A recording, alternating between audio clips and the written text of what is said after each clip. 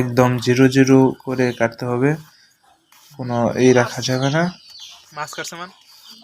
এদিকে শশা কাটতেছে আর এদিকে আমাদের ওই এই চানাচুর মানাচুর ডিশ বাড়ি সব কিছু রেডি করতেছি।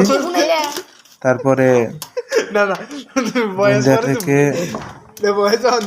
পরাটাকে একদম জুড়ো করে নিচ্ছি, এই শশা দিয়া মুড়িয়ে মাখাই নিচ্ছি আগে। তারপরে আমার ছোট ভাই একটি চানাচুরের প্যাকেট খুলে ফুলটাই দিয়ে দিল।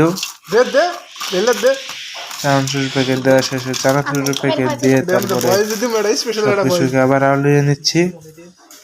আউলিয়ে নেওয়ার পরে দেখা যাচ্ছে যে আউলানিটা অনেক সুন্দর হয়েছে। যেমন জানি একটু তেল কম কম লাগতেছে, তারপরে আউলিয়ে নিলাম আগে, তারপর মুড়িটাকে আউলিয়ে নিচ্ছি। এখন এক ডিশ মুড়ি, মানুষ আমরা 4 জন, আজকে 4 জন মানুষ, বৃষ্টির দিনে মুড়ি বাটি সবাই মিলে আজকে খাবো। দেখতে অনেক সুন্দর দেখা যাচ্ছে। মুড়িটাকে আগে ভালোভাবে আউলিয়ে নেওয়া হবে।